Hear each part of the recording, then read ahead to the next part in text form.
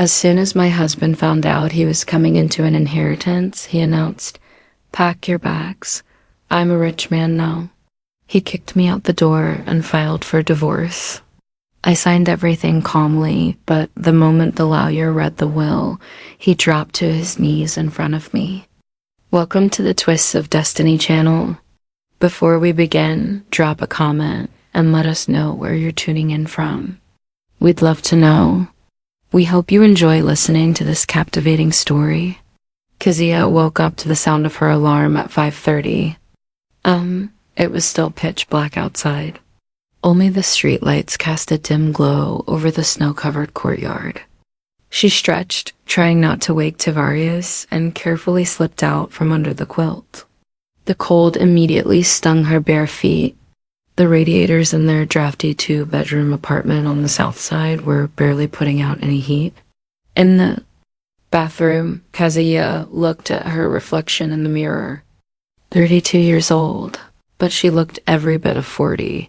Dark circles under her eyes that no amount of concealer could hide anymore. The first fine lines around her mouth, hair that desperately needed a touch-up and a fresh braid. But she had neither the time nor the money for the salon. She ran a hand over her face, splashed it with ice-cold water, and started getting ready for work. "You up early again?" Tarius's grumpy voice drifted from the bedroom. "I have to be at work by 8, Taff," Kezia answered softly, pulling on an old plaid sweater. "Go back to sleep." "How am I supposed to rest with you, making all that racket at the crack of dawn?" he grumbled, turning his face to the wall. Kezia bit her lip.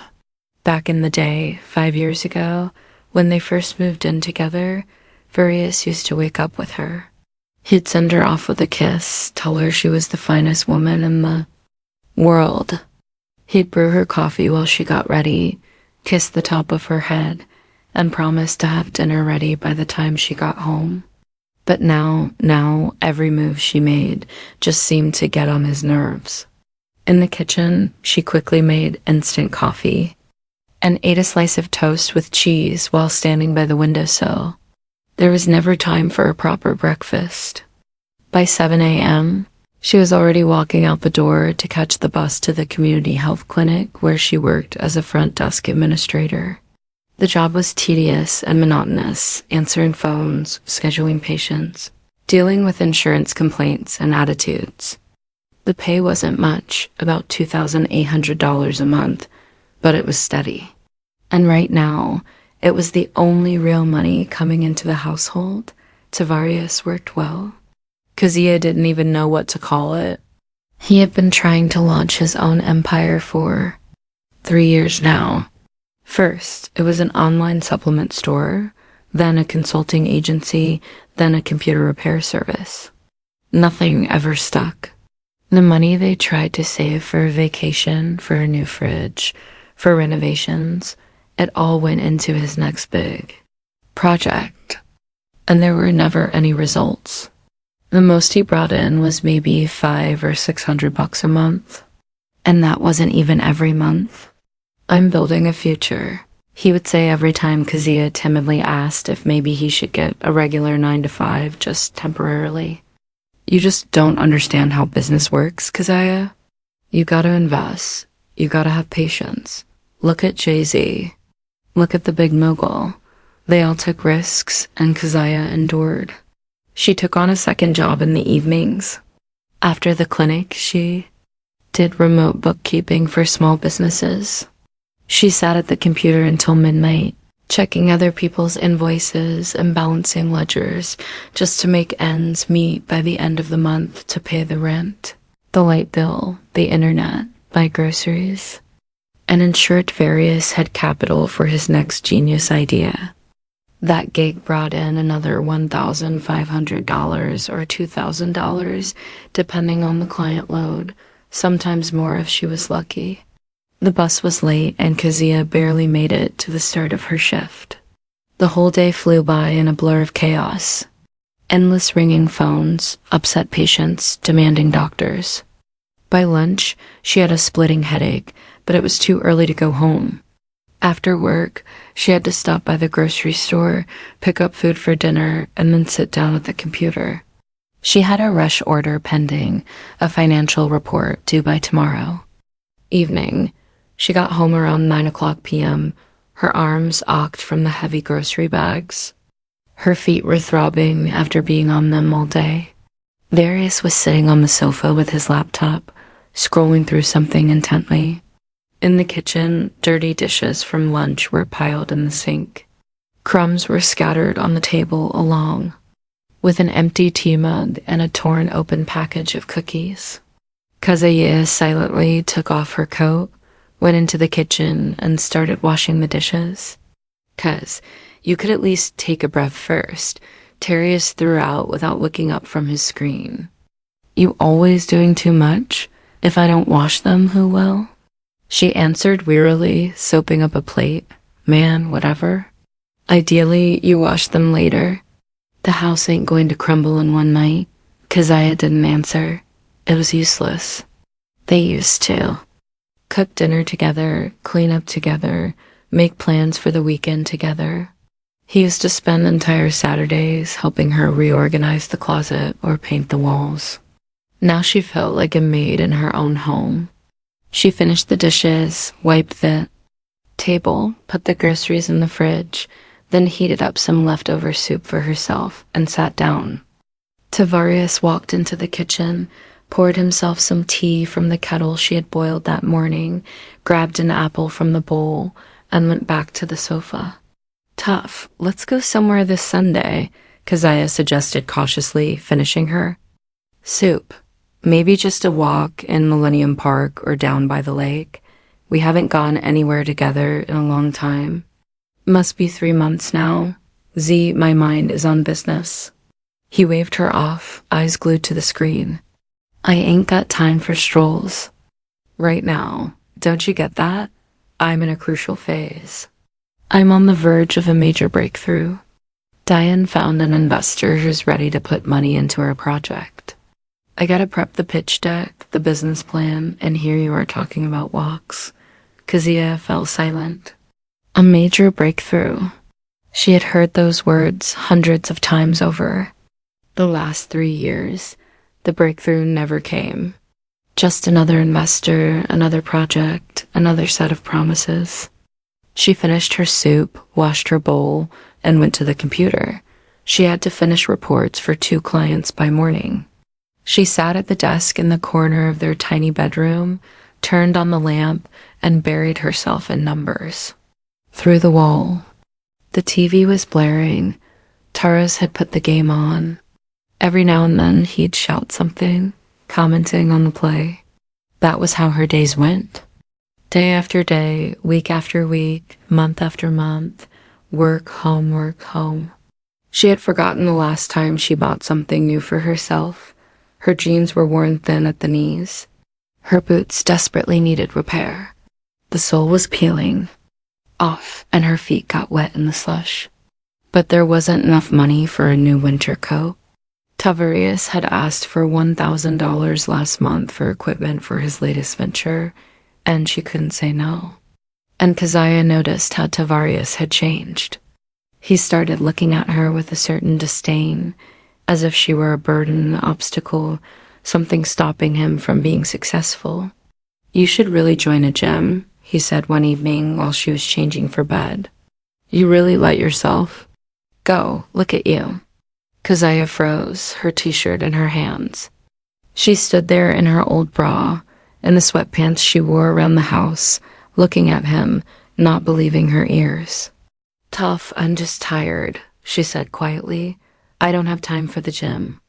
I work from 8 in the morning until midnight." Excuse. He dismissed, scrolling through his phone timeline. Everybody finds time if they want to. Look at Chenis, Diane's wife. Now she keeps herself tight, gym nails done, always looking fly. And you? You know what I mean. He didn't finish, but Kazuya understood perfectly. She got into bed, turned toward the wall, and clenched her fists under the covers. Tears pricked her throat, but she held them back. She wasn't going to cry. She was just tired. That was all. Tomorrow was a new day. New work, new worries, and tears wouldn't change a thing. A week later, it was a similar situation. They were in the kitchen. Keziah was making dinner, frying burger patties, and boiling potatoes. Tavarius was scrolling through some site on his tablet. You know, Kez, real wives create an environment for their husbands to succeed, he said suddenly. Take Mark's wife. She doesn't work at all. She stays home, cooks, cleans, and he handles the business in peace. Marcus has his own firm that actually makes money. Keziah replied wearily, flipping a patty. What are we supposed to live on if I don't work? See, that's exactly why nothing works out for me. Various flared up. Because I have to think about bills, about you being tired from work, about you being miserable. I can't focus. Various what? If you were bringing in real money, I could focus on development. But instead, it's always we don't have enough. Always penny pinching. How am I supposed to think big when you're counting every dime? Keziah turned. Off the stove, the patties were done. She silently transferred them to a plate and set it on the table. Various took one, took a bite. Too much salt, he grumbled. She tasted it. The salt was fine. He was just picking fights because he was angry, because he blamed her for his failures, because she was the easiest target. Winter passed and spring arrived. Keziah continued working 2 jobs, continued carrying the weight of everything on her shoulders. Tavarius grew colder and more distant. Sometimes he didn't come home at night at all, claiming he was staying at his boy Diane's place to discuss business plans until late, so it was easier to just crash. There. Keziah didn't ask questions. She was afraid to hear the truth, afraid to find out that maybe there was someone else, that he was only living with her out of habit, out of convenience, a free apartment, hot dinner, clean laundry, and then something happened that turned everything upside down. It was an ordinary Tuesday evening in May. Keziah had just gotten back from work, put a pot of rice on the stove, and started chopping vegetables for a salad. Varius was sitting in his usual spot on the sofa, but this time he wasn't looking at his laptop. He was on the phone. He was speaking quietly, but there was a strange excitement in his voice. Yeah, I got it, he mumbled. Yeah, I'll definitely be there tomorrow. What time? 11 a.m. Okay, I'll be there. Thanks for letting me know. He hung up and sat motionless for a few seconds, staring at a spot on the wall. Then he jumped up abruptly and paced around the room, rubbing his hands together. What happened? Keziah asked, looking out from the kitchen, knife in hand. Tavarius turned around. A strange smile was playing on his lips. Not sad, not mournful, but greedy. Granddaddy died, he said. Keziah flinched. The knife almost slipped from her hand.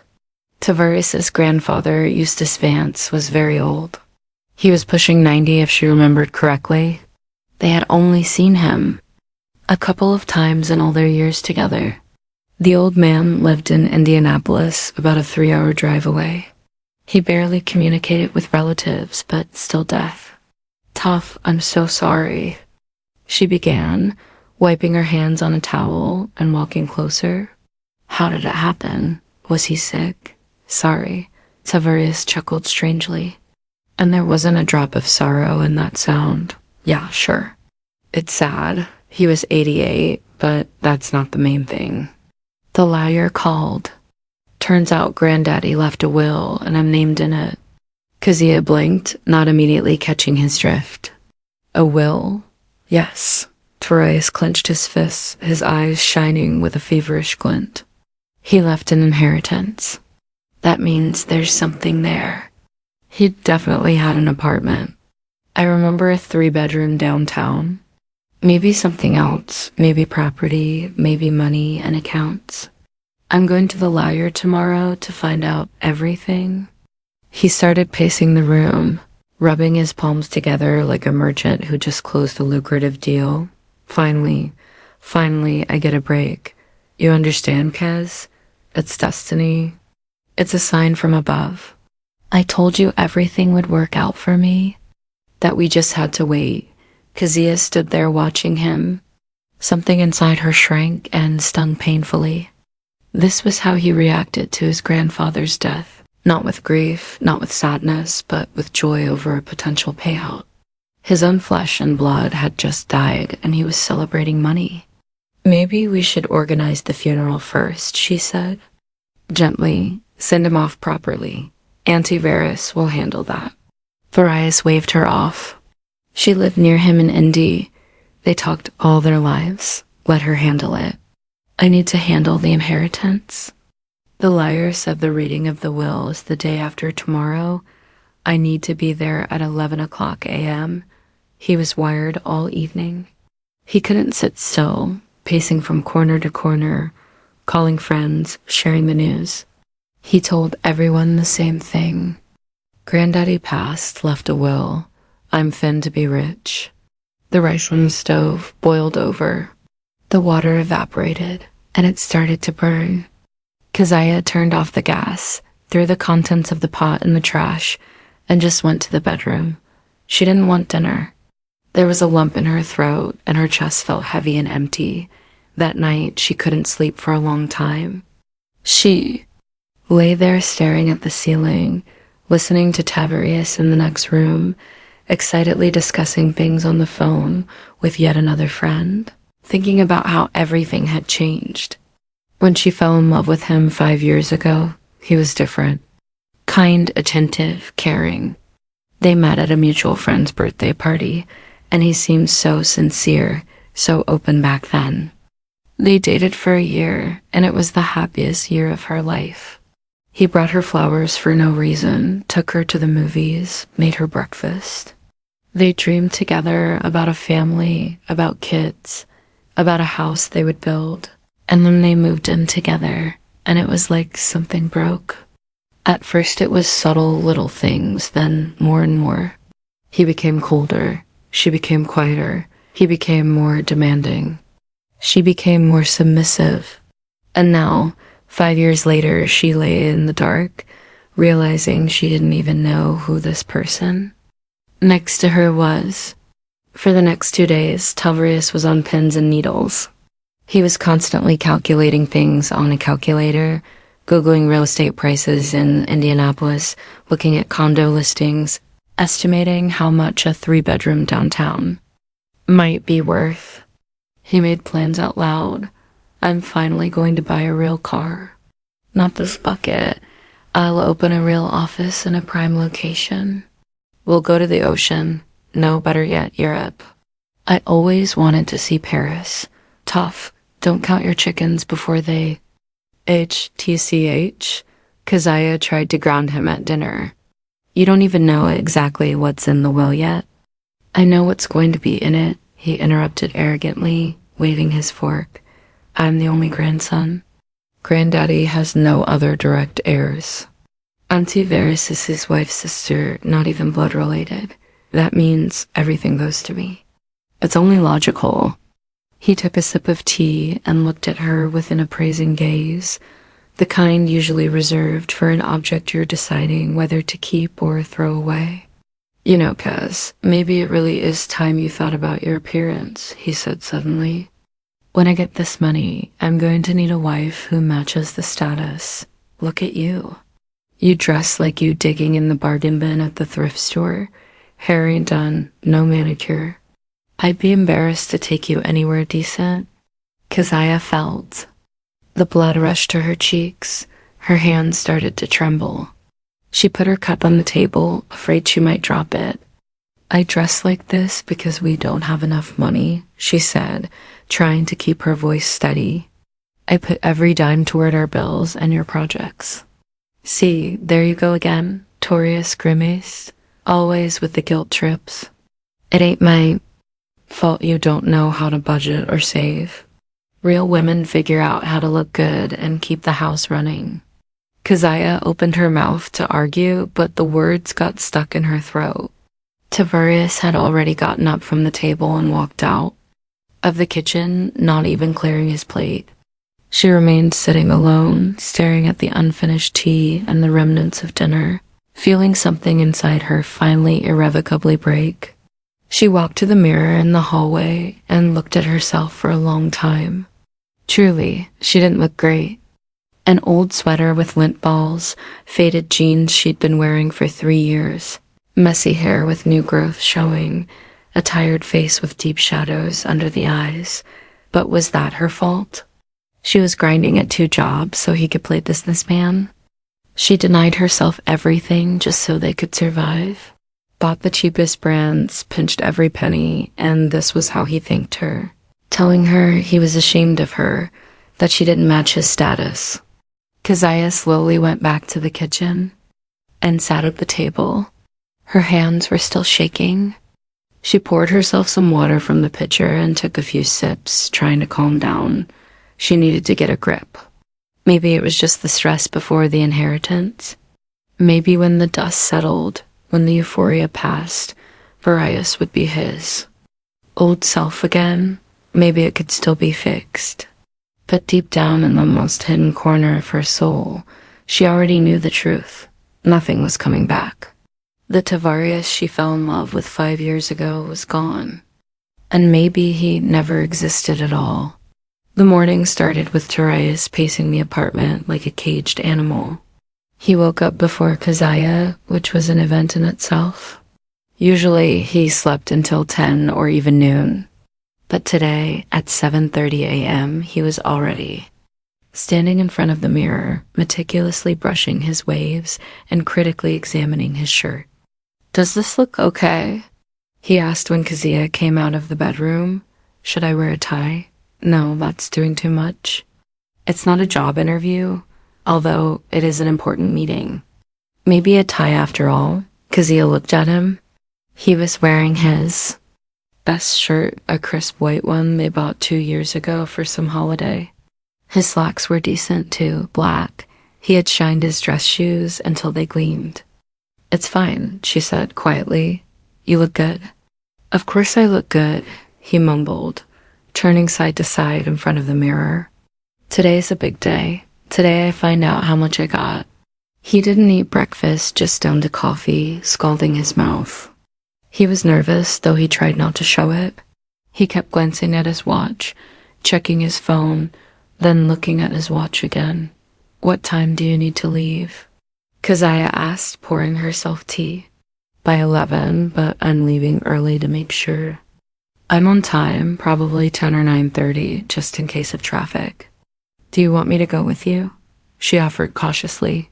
"For support." Tarius whipped around and looked at her as if she had suggested something obscene. "For what?" he snapped. "This is Vance family business. You got nothing to do with it." Keziah sipped her tea, feeling the hot liquid burn her throat. Family business. That meant she wasn't family, even though they had lived together 5 years. "Okay," was all she said. "Yeah, okay." Auntie Varys is going to be there with all her preaching. She always knows how to kill a vibe.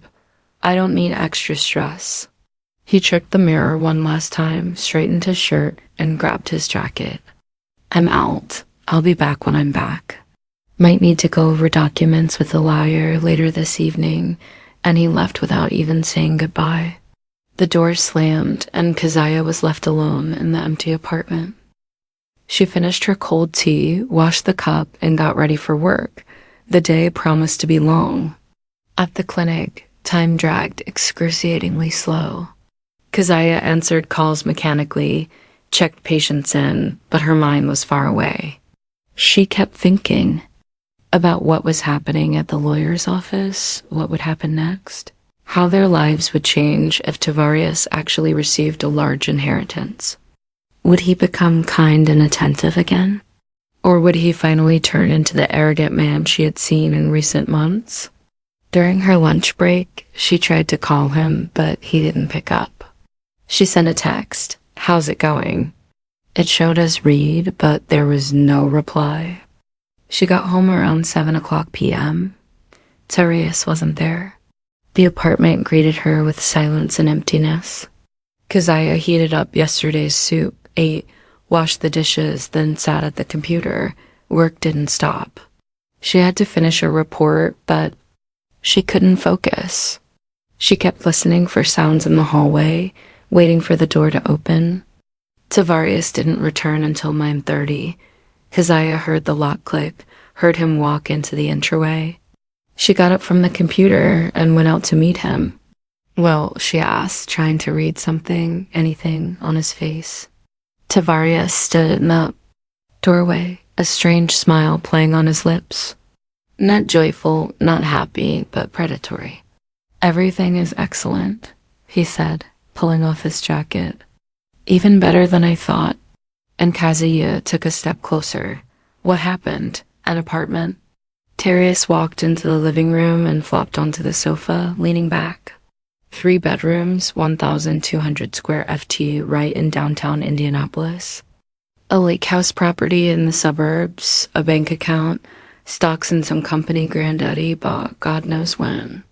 The lawyer said, all in all, it's about $2 million, maybe more. Need to get an appraiser to count it all up. Keziah sat on the edge of the armchair. $2 million. That was huge money. The kind she had never even dreamed of. Lord have mercy, she exhaled. It's a whole fortune, Tavarius finished for her. I'm rich now, Kez. Finally, that's it. No more living in this dump. No more counting pennies. I'm buying a luxury condo. A Benz. I'm launching the business I never had the capital for. Everything is changing. He was saying, not we. Keziah noticed, but stayed silent. When can you finalize everything? She asked. Lawyer said a week or two. Need to gather some papers, assess the property, but those are formalities. The main thing is the money is mine. He got up from the sofa and walked to the window. He stood there looking at the evening city, at the lights of the houses. Then he turned and looked at Keziah with a long, appraising stare. You know, Kez, I got a lot to think about tonight, he said suddenly, and his voice had a strange, cold edge to it. So I'm going to go over to Diane's, chill with him, talk it over. I'll be late, don't wait up. But Toph, that's it. I'm gone. And he left, slamming the door again. Keziah remained sitting in the armchair, staring at the empty space where her husband had just stood. And inside her, a cold, sticky feeling of dread began to grow. For the next 2 days, Farias barely showed up at home. He came in late at night when Keziah was already asleep, left early in the morning. They barely spoke.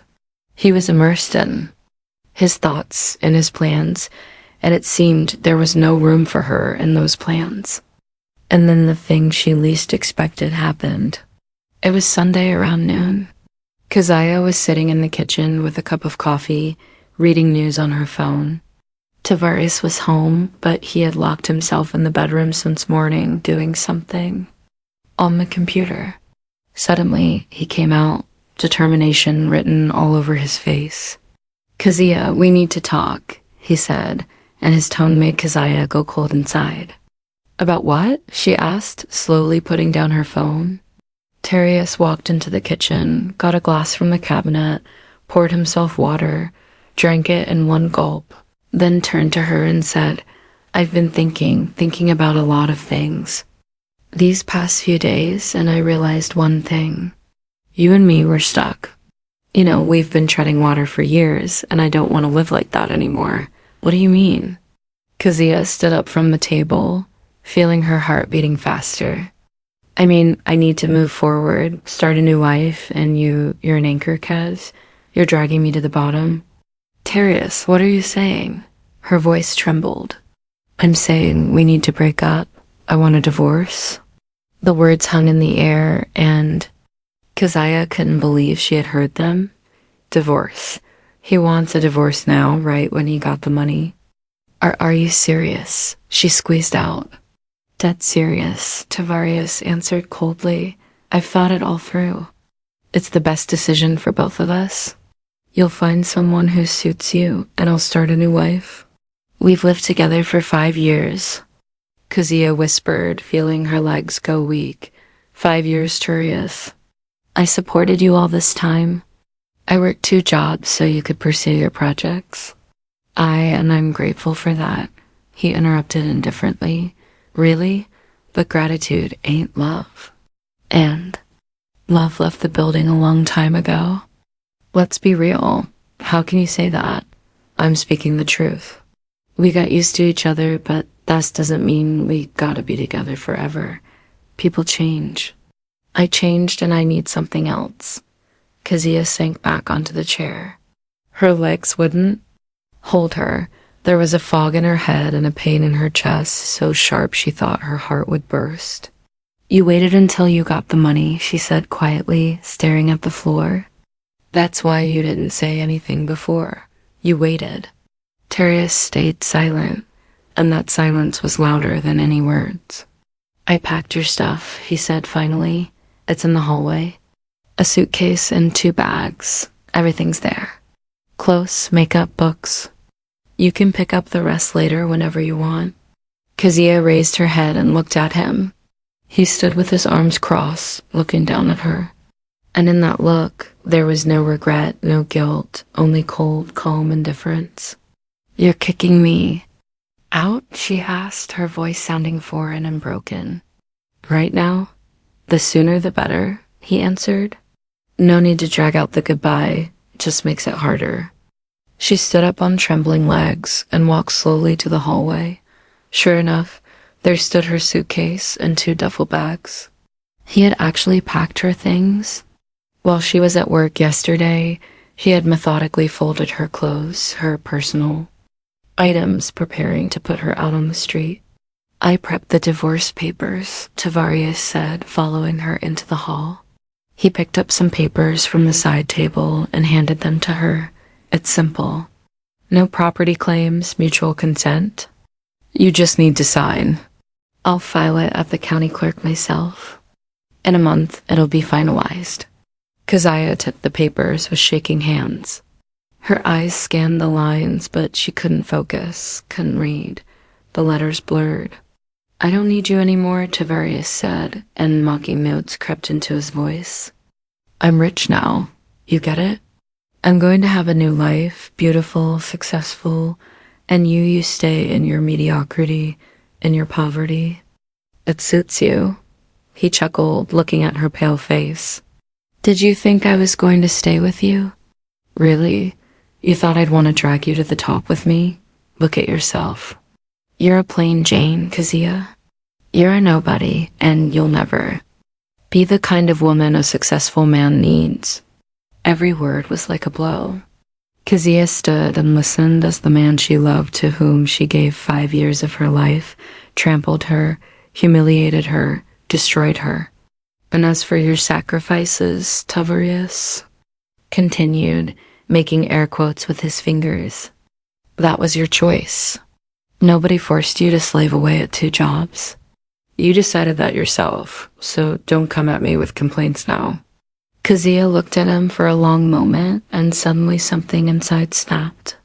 The pain didn't go away, but something else settled over it. Cold, hard dignity. Where do I sign? She asked in a steady voice. Tavarius looked confused for a moment. Evidently, he expected tears, begging hysteria. But Kezia stood calmly with her back straight, looking at him with a deadpan gaze. Right here. He pointed a finger at a line at the bottom of the page. And here on the second page, Kezia took the pen he offered and with a steady hand signed her name. Once, twice, done. 5 years of life crossed out with 2 strokes of a pen. Good, Tavarius said, taking the documents back. Excellent, quick. And no drama. I always knew you were a smart woman. He folded the papers, put them in a folder, then turned to the door and swung it open. Well, have a nice life, he threw out with a smirk. Or as they say, good luck finding a new sucker to take care of you. Kezia silently picked up the suitcase and 1 bag. They were heavy, but she didn't even win. She stepped over the threshold, then came back for the second bag. Tiberius stood in the doorway, leaning against the jamb, watching her with that nasty, self-satisfied smile. "You know what, Kez?" he said when she grabbed the second bag. "I almost feel sorry for you. You're a decent female. Really just not my level. You feel me? I'm playing in the big leagues now." Kezia stopped on the threshold, turned her head, and looked at him. She looked at this man she once loved for the last time and realized there was nothing left. Number.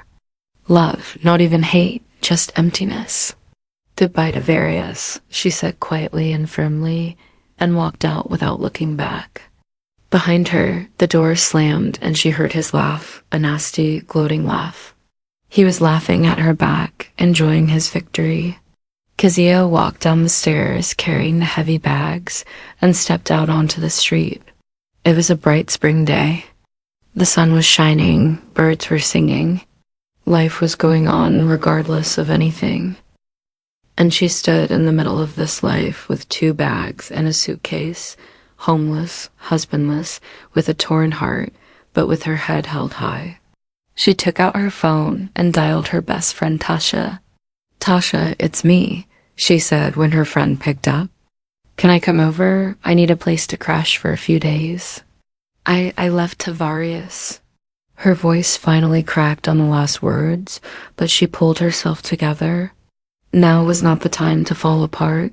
Later there would be tears. Later there would be pain. Right now she just needed to get to Tasha's, to a safe place where she could breathe and figure out what to do next. "Girl, of course, come on over." Tasha's worried voice came through the receiver. "What happened?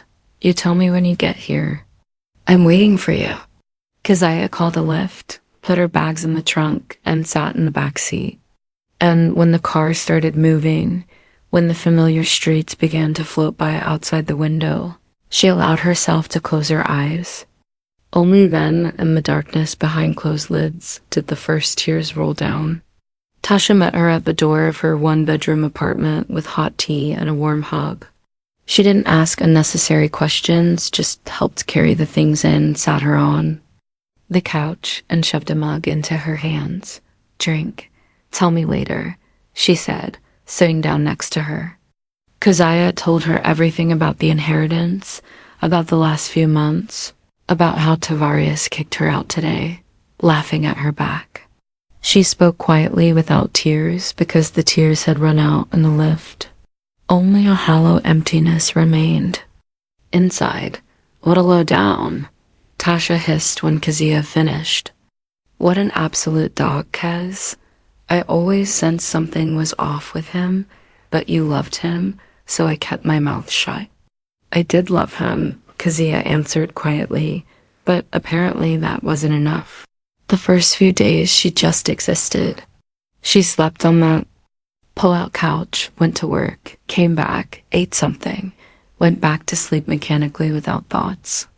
Tasha tried to get her to talk to distract her, but Kezia only shook her head and retreated into herself. Her phone was silent. Various didn't call, didn't text, as if she had never existed in his life. And then on the 4th day, an unknown number called Messiah Vance. A male voice asked when she answered. She had taken his last name. "Yes, this is she." "This is the Hightower Law Firm. My name is Attorney Thaddeus Sterling. I represent the estate of the late Eustace Vance. I need to meet with you regarding the inheritance matter." Kezia was confused. "But I'm not a relative," she said. "That's my ex-husband's grandfather. We are divorced." "Well, the paperwork is being processed." "That is precisely why I need to meet with you urgently." There was a certain urgency in the man's voice. "It is very important. Can you come in today, say around 3? Kezia looked at her watch. It was 11 o'clock a.m. She was just getting ready for work. "I can come at 6 o'clock after work," she said. "Excellent. We'll expect you at 600. Do you know the address?" 1200 South Michigan Avenue, Suite 305. "Okay, I'll be there." All day, Keziah thought about this call. Why did she need to go to the lawyer? What could possibly involve her in Terius's grandfather's inheritance? She barely knew the old man, saw him only twice. At 6:15 p.m., she stood in front of the office door, hesitated, took a deep breath, and walked in. In the reception area, a middle-aged woman in a strict suit sat at a desk. "Good evening, I'm Keziah Vance. I was called. Go right in." "They're waiting for you." The woman nodded at the office door. Keziah walked in. At a large desk sat a man in his 50s with graying hair and an attentive gaze. And on a chair by the window sat an elderly woman in a black dress and a church hat. Keziah recognized her. It was Auntie Verus, the wife Sister Tavarius had mentioned. And standing next to her against the wall was Farius himself. He looked pale. His eyes darted between the lawyer and Keziah. When she entered, he twitched as if he wanted to say something, but stayed silent. "Miss Vance, please have a seat," the lawyer said, pointing to the chair opposite him. She sat down, placing her purse on her lap. Her heart was beating somewhere in her throat. "My name is Thaddeus Sterling. I am handling the estate of Eustace Vance," the lawyer began. "I needed to find you urgently because a delicate situation has arisen." He opened a folder on the desk and took out several sheets of paper. "The fact is, the deceased's will contained a condition which I informed the heir about only in general terms at our first meeting, but now it is necessary to read it in full in the presence of all interested parties." Tavarius clenched his fists. Keziah saw it in her peripheral vision, but tried to look only at the lawyer. "I will read you the full text of the inheritance clause," continued Attorney Sterling, putting on his glasses. Quote, "All my property, including the apartment at 8 Central Street, the Lake House property in rural Indiana, funds in Chase bank accounts, as well as the stock portfolio, I bequeath to my grandson Tavarius Vladimir Vance, however he may receive this inheritance only upon fulfillment of the following condition. At the time of claiming the inheritance, Tavarius Vance must be in a legal marriage with his current spouse, Keziah Vance, continuously for a period of no less than 1 year from the moment of my death." The lawyer paused and looked over his glasses at Tavarius. "Furthermore, in the event that the marriage is dissolved before the expiration of said term, or if at the time of my death, Tavarius Vance is not married to Keziah Vance, all the aforementioned property shall transfer in full to Keziah Vance as a person who has shown true nobility and dignity." Silence hung in the office. Keziah didn't immediately understand what she had heard. The words came slowly, as if through cotton. The inheritance goes to her if the marriage is dissolved, and they had already signed the divorce papers. That's impossible. Varius squeezed out, stepping toward the desk. "That can't be. Granddaddy couldn't write that." "The will was drafted 2 years ago," the lawyer replied calmly. "Notarized properly, signed in the presence of witnesses. It is absolutely legal. But why?" Varius grabbed his head. "Why did he do that?" "I'm his grandson, his only grandson." Auntie Verus rose heavily from her chair and looked at Tavarius with sadness. "Because Eustace saw right through you," she said quietly but firmly. 2 years ago, when he came to visit y'all in Chicago for the last time, he stayed with you for a couple of days. Remember?" Varius was silent, his face turning white. "He saw how you treat Keziah," the old woman continued. "How you boss her around, how you take advantage of her working 2 jobs. He saw that she is a good woman and you are selfish and rude. And that's when he decided to change the will. He came to my office." The lawyer picked up. "He said he wanted to protect a decent person, that if you stayed married for at least a year after his death, it meant you two needed each other after all, and the inheritance would go to you. But if you divorced, it meant Keziah deserved compensation." for all the years she endured your relationship. Tavarius collapsed onto a chair, covering his face with his hands. When did you file for divorce? The lawyer asked, flipping through papers. I filed the application the day before yesterday, Furious answered hollowly. Expedited procedure. I paid extra to get it done fast, and the divorce is already registered. The lawyer nodded.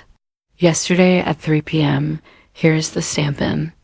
The database, so the condition of the will has been violated. The marriage was dissolved earlier than 1 year after the testator's death. Consequently, according to the will, all property transfers to Cassie Vance. Keziah sat motionless, her head spinning. This was unreal. $2 million. The condo, the lake house, all of it was hers now. Not Tavarius's, who threw her out of the house laughing. Hers? No. Tavarius rasped, jumping up. No, that's mine. That's my inheritance. I'm the grandson. I have the right. You had the right, the lawyer corrected.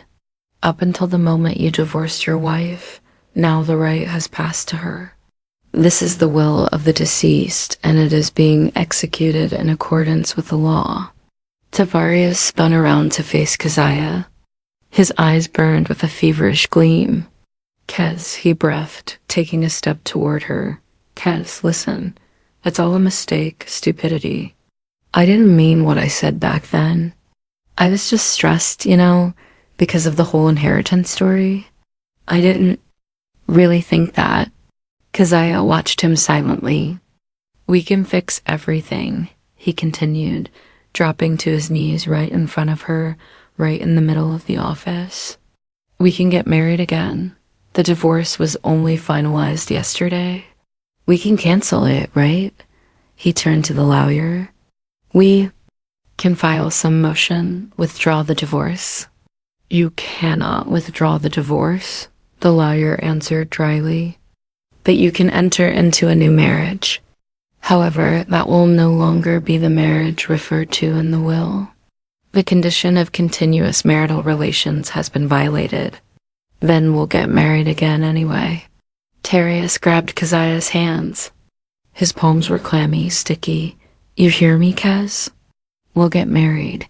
Everything will be like before, even better. I'll change. I swear I'll be different.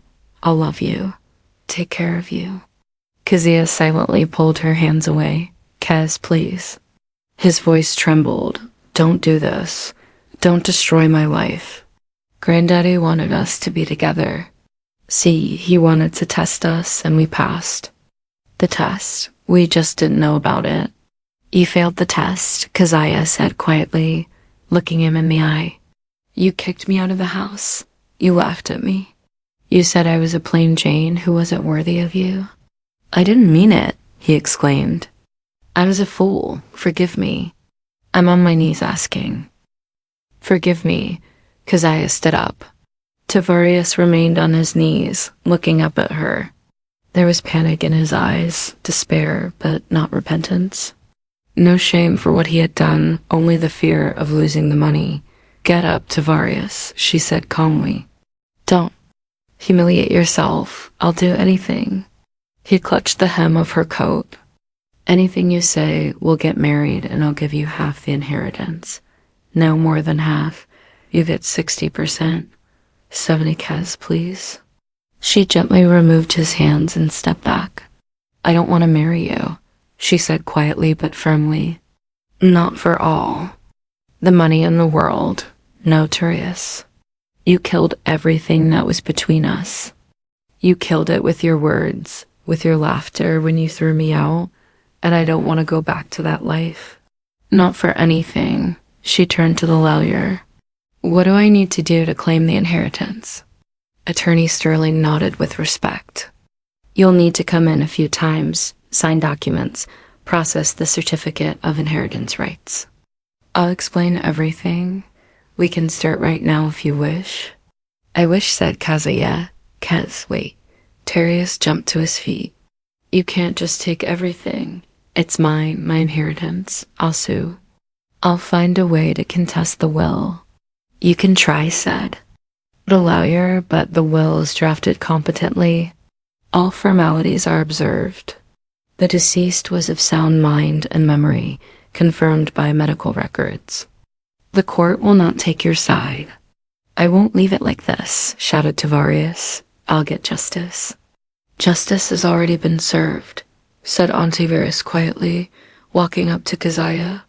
She took her hand and squeezed it. Eustace was a wise man. He knew what he was doing. My dear, I am glad it turned out this way. You are a good person, and you deserve this inheritance more than anyone. Tears welled up in Keziah's eyes for the first time in days. Not from pain, but from gratitude, from relief. Thank you, she whispered. Tavarius stood in the middle of the office, pale with glazed eyes.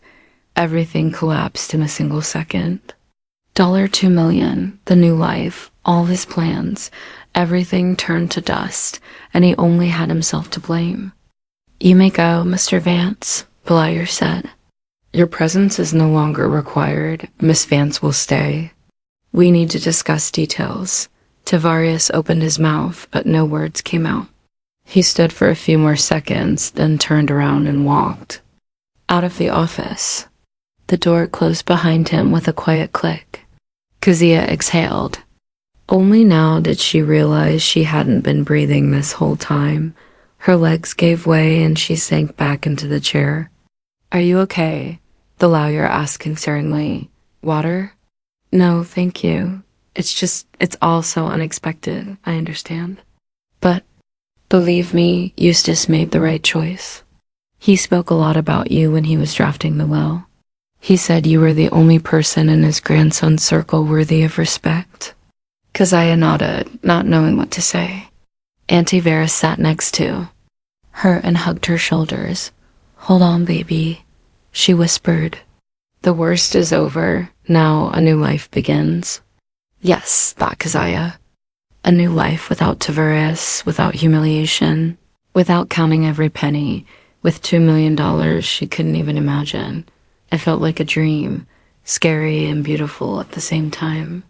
Keziah left the law office at dusk. In her hands was a folder with documents. In her head, a fog, but in her chest, a strange weightless feeling as if she were floating above the ground. Everything that happened seemed unreal, as if someone else had received this inheritance. She was just watching from the sidelines. She took out her phone and called Tasha. Tasha, you won't believe it, she said when her friend answered. I became... The eyes, everything went to me. $2 million. Silence hung on the other end. Then a scream rang out. What? Keziah, are you serious? How? Keziah explained on the way as she walked to the L train station about the will, about the condition, about how Tavarius stood on his knees and begged her to come back. She spoke and didn't believe her own words. That is simply incredible. Tasha exhaled. Kez, do you understand what this means? You're free. You're rich. You can do whatever you want. I haven't realized it yet, admitted Keziah, going down. Into the subway. It's like a dream. The following days flew by in a whirlwind of events. Trips to the lawyer, signing documents, meetings with property appraisers, opening bank accounts. Auntie Vernice helped with everything, explained what was what, supported her. It turned out she knew about Eustace's plans from the very beginning. He told me when he was writing the will, the old woman said, sitting with Keziah in a soul food cafe after another visit to the lawyer. He said, Vernice, I saw how that boy treats his wife. He's selfish and a dog. If he doesn't change in a year, let her at least get compensation for all those years. Eustace was a fair man. He couldn't stand injustice.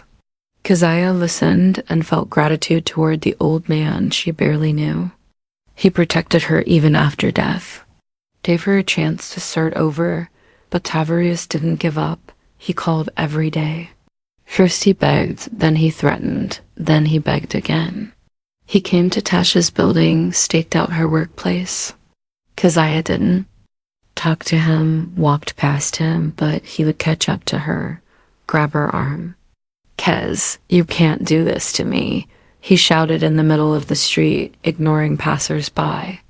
We lived together for 5 years. 5 years. Do they mean nothing? Did they mean nothing to you? Keziah answered calmly, freeing her hand. You proved that yourself when you kicked me out. I explained I wasn't myself. Forgive me. Give me one more chance, but she walked past again and again, and each time it became easier. The pain dulled, went away, turned into indifference. One evening, he showed up at Tasha's door. Keziah opened it and saw him haggarded in a wrinkled shirt with puffy eyes. He stood with a bouquet of wilting roses in his hands. I sleep here. On the stairs every night, he said hoarsely, waiting for you, Kez. Please, I can't be without you. Come back. We'll get married. I'll give you all the inheritance if you want. Every penny, just be with me. Keziah looked at him for a long moment and realized nothing remained. No pity, no sympathy. This man was a stranger to her. Tavarius, you don't understand, she said quietly. It's not about the money. It's about the fact that you showed your true face. You humiliated me, threw me out like trash, and I don't want to be with a man capable of that. Never again. But people make mistakes, he pleaded. I made a mistake, I admit it, but we can start over. No, we can't. Goodbye, Farias. She closed the door. Behind it, she heard pounding. Please, then sobbing. Tasha looked at her friend with admiration. Kez, you did good, she said. I'm proud of you. Keziah leaned against the door and closed her eyes. Yes, she did the right thing. She knew it with all her heart. A week later, the inheritance paperwork was finalized. Keziah became the owner of the condo downtown, the lake house, the bank accounts, and the stock portfolio, which according to specialists was worth more than initially thought, bringing the total value to around $2, $5 million. She sat in her new apartment, huge, bright, with high ceilings and windows overlooking the courtyard, and couldn't believe this was her home now. The furniture was old, but high quality. Paintings hung on the walls, books stood on the shelves. Granddaddy Eustace had lived a long life here, and in every corner she felt his aura, calm, wise. Keziah got up and walked to the window. The city buzzed below, people rushing somewhere, cars driving. She stood here in this apartment and for the first time in years felt free, truly free. She called the clinic and put in her resignation. She quit the second bookkeeping job too. No more slaving away for 14 hours a day. No more penny pinching. What are you going to do now? Tasha asked when they met for lunch. I don't know, Keziah admitted, stirring her iced tea. I wanted to live for myself. Maybe learn something new. I always wanted to learn French properly. And I want to travel, see the world. You deserve it, Tasha smiled.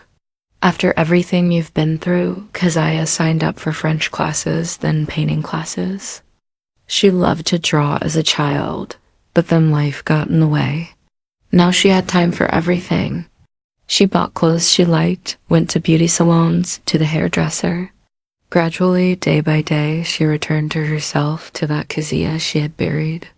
Under the weight of fatigue and humiliation, a month later, Auntie Varys invited her for tea. They sat in the kitchen of the old lady's apartment, and Keziah talked about her plans.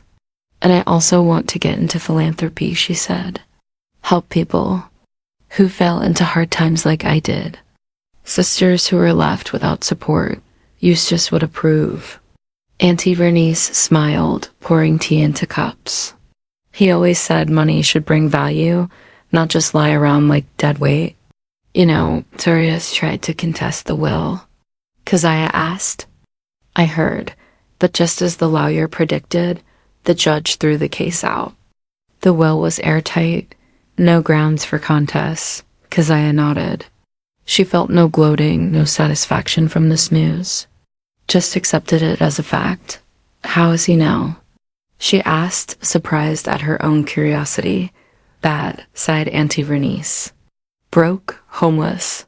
He was renting that 2-bedroom y'all lived in, from what I understand. He's living on Diane's couch now, trying to find a job, but nobody's hiring him. No real experience, and his ego is too big for entry level. Rumor has it he linked up with some girl, but she left him quick when she realized he didn't have a dime. Keziah finished her tea. She didn't feel sorry for Tavarius. He got what he deserved. Time passed. Keziah went to Italy, her first time abroad. She stood on a bridge in Venice and cried from happiness, from the beauty, from the fact that she was here, that she was free, that her whole life was ahead of her. She learned to paint and it turned out she was pretty good at it. She opened a small charitable foundation that helped women in crisis situations, paying for lawyers during divorces, helping with housing, with job searches. You've changed, Tasha said as they walked through Grant Park on a warm autumn day. You look younger. I feel reborn, admitted Keziah. Like I lived my whole life in a dungeon and now I stepped into the light. And it was true. She blossomed, cut her hair into a chic style, colored it, lost weight, not from diets, but simply because she stopped stress eating. She started smiling, laughing, living. And then 6 months after that memorable day at the law office, a meeting happened. Keziah was in a coffee shop, the same one where she and Tasha often sat. She ordered a cappuccino and a croissant, sat by the window reading a book. Suddenly the door opened and Tavarius walked in. He saw her, immediately froze in the doorway. She looked up from her book and met his gaze. He had aged, looked gaunt, lost weight. He was wearing a cheap jacket, faded jeans, unwashed hair, stubble on his face. Next to him was a girl, young, maybe 23, no more, bleached blonde weave, heavy makeup. She was saying something to him in an irritated tone. How much longer, T? You promised to take me to a real restaurant and you bring me to this spot. Do you even have money? I got it, Candy. I got it, mumbled Tavarius, not taking his eyes off. Keziah, just a little tight right now. Later, the girl huffed. All you do is promise. If I knew you were a scrub, I wouldn't have even looked your way. They walked to the counter. Tarasius ordered 2 coffees, his hands shaking as he dug change out of his pockets, counting it. The girl looked at him with contempt. Keziah watched. This scene without any emotion. Here he was, the man who once laughed at her, called her a plain Jane, said she wasn't good enough for him. Now he had become exactly what he thought she was, a nobody. And the girl next to him looked at him exactly the way he looked at Keziah 6 months ago. Darius took the coffees and turned around. Their eyes met again. He took a step toward her, but Keziah looked away and went back to her book, just continued reading as if he wasn't there. Tough, why are you standing there? The girl called out, Let's sit down. He stood for another second, then turned and followed her to a table in the corner. Keziah saw in her peripheral vision how they sat down, how the girl continued to complain about something, how Tavarius sat hunched over, staring into his cup. Keziah finished her coffee, finished her croissant, left a generous tip, grabbed her purse, and walked out of the cafe. She didn't look back, didn't approach, just walked past like you walk past a stranger. It was sunny and warm outside, Indian summer. Keziah stopped on the sidewalk, lifted her face to the sun, and smiled. Her phone rang in her pocket. It was Auntie Vernice, inviting her to the lake house, said the apples were ripe and it was time to harvest. Of course I'll come, said Keziah, this weekend. She walked down the street, and for the first time in years, there was no heaviness in her chest. No fear for tomorrow, no shame, no pain. There was just life, new, bright, full of possibilities, and it belonged only to her. She passed a travel agency window and stopped. Photos hung on the display. Paris, Prague, Barcelona. Kezia thought for a moment. Maybe it was time to go somewhere else. Paris, for example. Torius once said he wanted to go there when he got rich. But he didn't get rich, and she did. She smiled at her reflection in the window. No, not Paris. Paris could wait. Right now. She just wanted to live here in this city, enjoy every day. Paint, learn, help people through foundation, be herself. And what happened with Darius? That was already another life, a stranger's life, the past. She closed that door and would never open it again. Never. She took out her phone and dialed Tasha. Tasha, let's go out tonight. Maybe the theater or that new soul food spot on the Riverwalk. I'd love to, her friend rejoiced. You sound especially happy today. Just a good mood, smiled Kezia. She hung up and walked further down the sunny street, and her chest felt light, bright, as if she were flying, not walking, as if the whole world had opened up before her, full of colors and possibilities. And somewhere in the cafe behind her Satirius, staring at the bottom of an empty coffee cup, cursing the day he decided money was more important than love, and pride was more valuable than humanity. But that was no longer her business. That was his life, his choice, his consequences. And she had her own life, finally her own, and it was beautiful. That evening, Kezia stood on the balcony of her condo with a glass of wine in her hand. Below, the city lights twinkled. Somewhere music played. People laughed. She looked at the stars and thought about that old man she barely knew, but who gave her a second life. Thank you, Granddaddy Eustace, she whispered into the night. Thank you for believing in me. Thank you for justice. I won't let you down. I will live this life with dignity. The wind caught her words and carried them somewhere into the darkness. And Kezia finished her wine, went back into the apartment, and went to bed calmly, without nightmares, without anxiety. Just sleep, knowing that tomorrow would be a new day. And it would be a good one, because now every day was a good one, because she was free, finally free. And that was true happiness. Did you like the story? And which city are you listening from? Let's meet in the comments. If you like the story, you can support me by sending a super thanks so I can keep bringing more stories like this. Thank you so much for your sweet support. I'm looking forward to your comments on the story. On the screen, you can see 2 new life stories that I highly recommend. There's so much more on my channel. Don't forget to subscribe. See you in the next life story. With love and respect.